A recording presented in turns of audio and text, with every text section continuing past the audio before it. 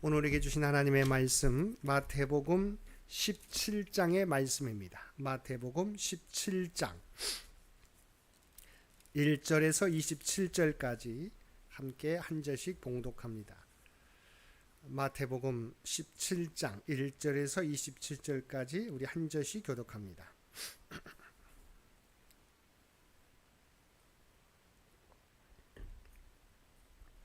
엿새 후에 예수께서 베드로와 야고보와 그 형제 요한을 데리시고 따로 높은 산에 올라가셨더니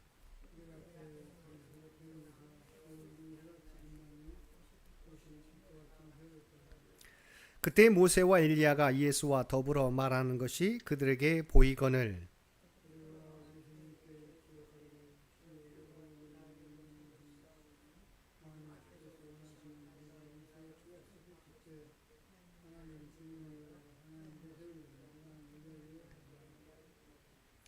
말할 때 호련히 빛난 구름이 그들을 덮으며 구름 속에서 소리가 나서 이르시되 이는 내 사랑하는 아들이요 내 기뻐하는 자니 너희는 그의 말을 들으라 하시는지라. 예수께서 나와 그들에게 손을 대시며 이르시되 일어나라 두려워하지 말라 하시니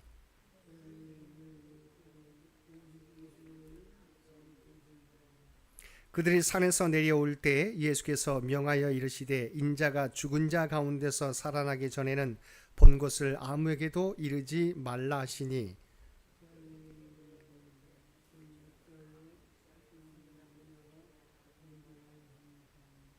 예수께서 대답하여 이르시되 엘리야가 과연 먼저 와서 모든 일을 회복하리라.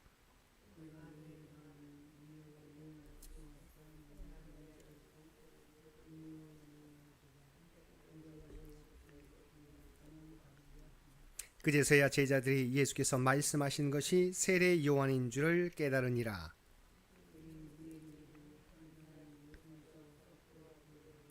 주여 내 아들을 불쌍히 여기소서. 그가 간질로 심히 고생하여 자주 불에도 넘어지며 물에도 넘어지는지라.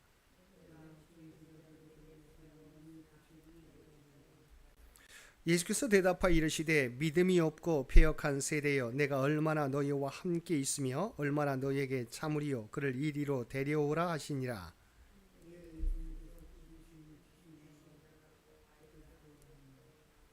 이때 제자들이 조용히 예수께 나와 이르되 우리는 어찌하여 쫓아내지 못하였나이까.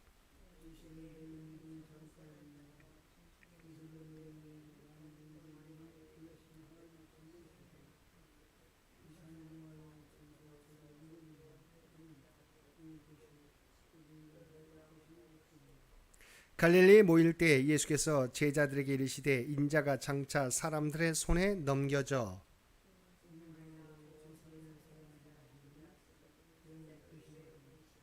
가버나움에 이르니 반세계를 받는 자들이 베드로에게 나와 이르되 너의 선생은 반세계를 내지 아니하느냐.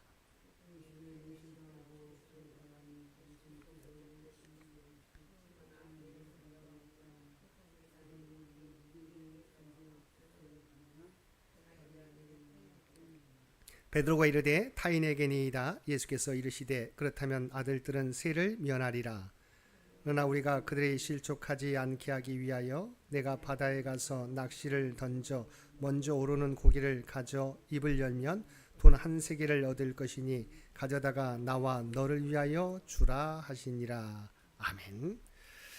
오늘도 말씀과 기도로 금요일 하루를 시작하는 모든 성도들 가운데 하나님의 놀라운 은혜가 언제나 함께하여 주시기를 주님의 이름으로 간절히 축원드립니다.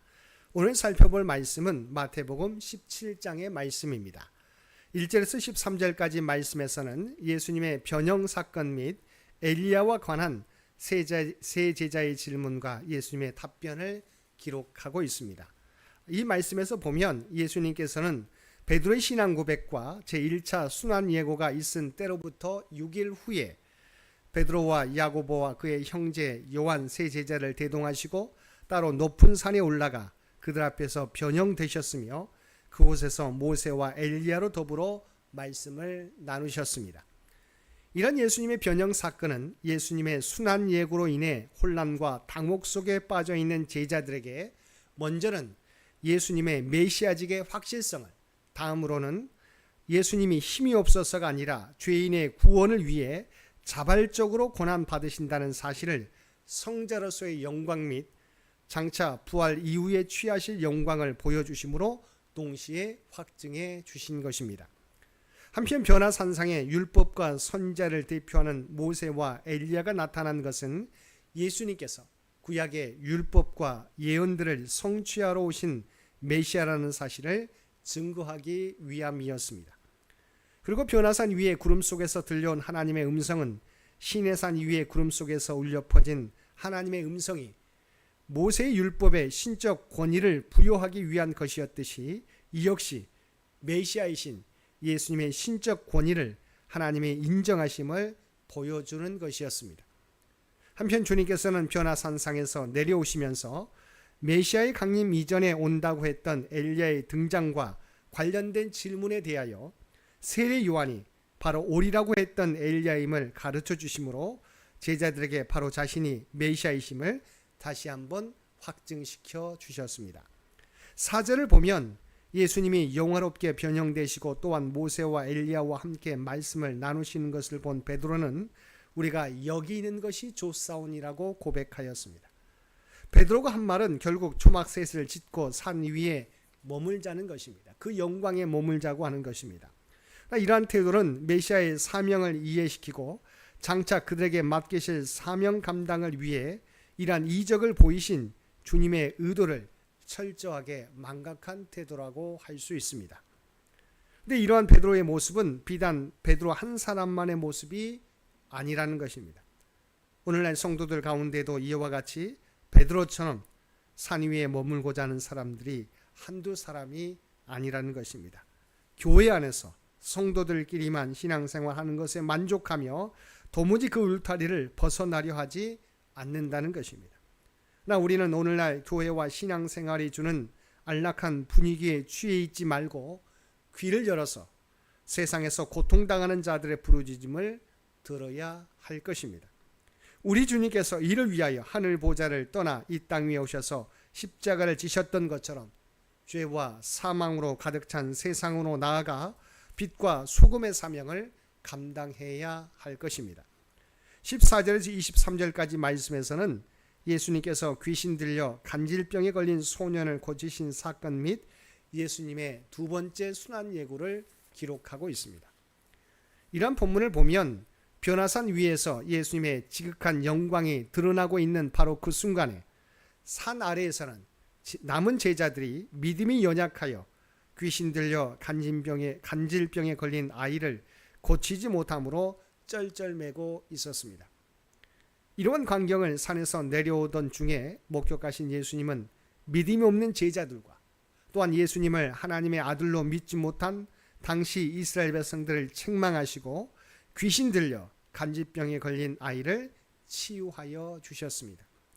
그리고 주님께서는 따로 나온 제자들에게 살아있는 믿음을 가져야만 역동적인 삶을 살 수 있음을 가르쳐 주셨습니다. 한편 주님은 갈릴리에서 제자들에게 두 번째로 순환 예고를 하셨는데 이는 주님의 십자가 순환이 점점 가까움을 시사해 주고 있습니다. 본문 가운데 16절을 보면 내가 주의 제자들에게 데리고 왔으나 능히 고치지 못하더이다라고 말하는 내용이 나옵니다. 그래서 주의 제자들이란 예수님께서 베드로와 야고보, 요한을 데리고 산 위로 올라가신 동안 산 아래 머물러 있었던 9명의 다른 제자를 가리킵니다. 근데 귀신 들린 아들을 둔 그 아버지가 자기 아들을 제자들에게 데리고 와서 고쳐주기를 청했지만 제자들은 그의 아들을 고치지 못했던 것입니다. 그리고 이와 병영되는 마가복음 9장의 기록에 보면 이때 큰 무리가 들렸고 제자들이 서기관들과 더불어 변론하고 있었다고 기록하고 있습니다. 짐작컨대 나머지 제자들이 그 귀신을 쫓아내지 못하자 무리 가운데 있던 서기관들은 이를 보고 조롱과 힐책을 퍼부었던 것 같습니다. 그러므로 우리는 많은 사람들이 지켜보는 가운데 귀신을 쫓아내지 못하고 쩔쩔매면서 한편으로는 서기관들의 조롱과 힐책까지 듣고 있는 제자들의 난처해하는 모습을 상상해 볼 수 있을 것입니다. 근데 제자들은 주님께 12사도로 부름받을 때 더러운 귀신을 쫓아내며 모든 병과 약한 것을 고치는 권능을 받았습니다. 또한 그들은 실제로 복음을 전하며 병을 고치기도 했습니다.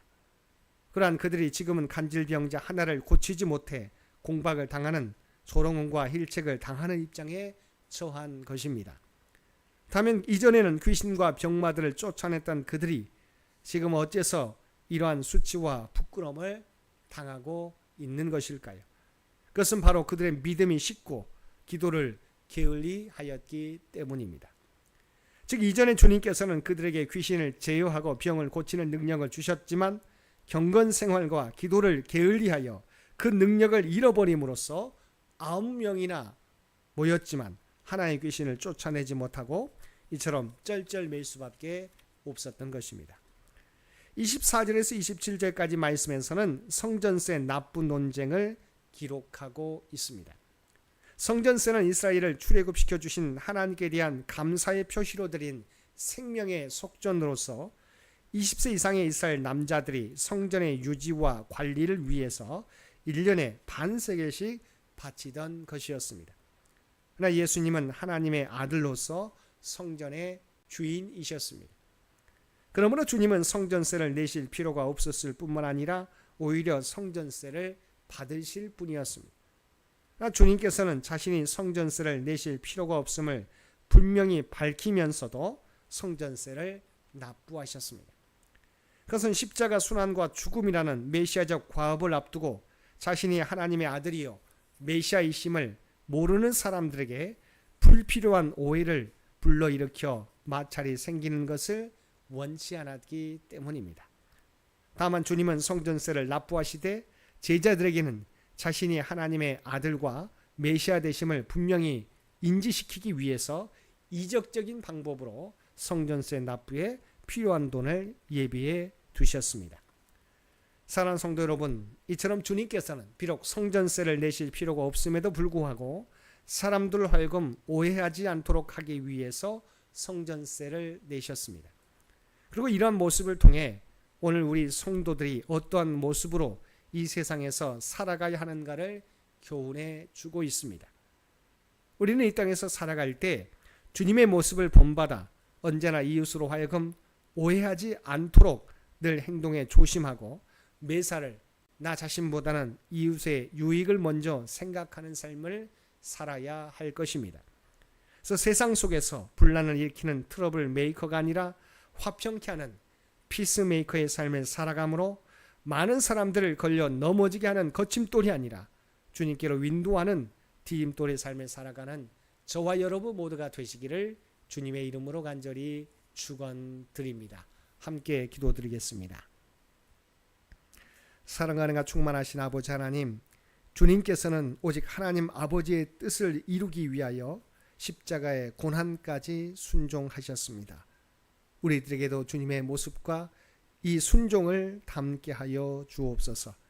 자신의 뜻이 아니라 먼저 하나님의 뜻을 구하며 살아가는 우리 모두가 되게 하여 주시옵소서. 오늘 또 이 나라와 이 민족을 기억하여 주시고 우리 앞에 놓여있는 문제들을 아시지요. 오직 하나님의 뜻 가운데 통치하시고 인도하여 주옵소서. 교회 창립 100주년을 준비하며 나아가는 창년재단을 기억하여 주시고 창년재단을 통해서 이루어 가실 하나님의 놀라운 뜻을 우리가 깨닫게 하여 주시고 이를 온전히 준비하는 우리 모두가 되게 하여 주옵소서. 다음 선교 100년을 준비하는 데 부족함이 없게 하여 주옵소서. 특별히 오는 주일은 추수감사주일로 지키게 됩니다. 지난 한 해 동안 지켜주신 하나님의 은혜를 기억하며 온전히 기도하며 감사로서 준비할 수 있는 우리 모두가 되게 하여 주시옵소서. 육신의 연약함 가운데 있는 많은 환우들을 기억하여 주시기 원합니다. 몸은 연약할지라도 그의 중심은 늘 하나님을 향할 수 있는 주의 백성들 모두 되게 하여 주옵소서. 그들이 머무는 자리가 하나님께 예배하는 자리요 기도의 자리가 될 수 있도록 주께서 친히 함께해 주시고 그들이 드리는 기도와 예배를 들어주시고 하나님의 놀라운 치유와 회복과 위로를 허락하여 주시옵소서. 사랑의 자녀들을 기억하여 주시고 그들의 믿음이 약해지지 않게 되기 원합니다. 늘 하나님과 동행하며 살아가는 주의 백성들 모두 되게 하여 주옵소서. 사랑하는 자녀들에게 하나님이 주신 꿈과 비전이 있는 줄 믿습니다. 그것들을 준비해 가게 될 때 아버지 하나님 준비하는 주의 백성들에게 사랑하는 자녀들에게 하나님의 지혜와 능력을 허락하여 주시옵소서. 그리하여 최선을 다하여 준비하게 될 때 아름다운 열매로 하나님께 영광 돌리는 귀한 자녀들 모두 되게 하여 주시옵소서. 오늘도 우리에게 복된 하루를 허락해 주신 것 진심으로 감사드립니다. 날마다 주님과 동행하며 살아가는 우리 모두가 되게 하여 주시옵소서. 우리 모두가 이 땅에서 살아가지만 하나님의 구별된 백성이라고 하는 정체성을 가지고 빛과 소금의 사명을 온전히 감당하며 살아가는 우리 모두가 되게 하여 주옵소서. 오늘도 우리가 발을 딛고 살아가는 삶의 현장 가운데 그리스도의 아름다운 향기와 선한 영향력을 나타나며 살아가는 우리 모두가 되게 하여 주옵소서. 이 모든 간구 우리를 구원하여 주신 예수님의 이름으로 간절히 기도드리옵나이다. 아멘.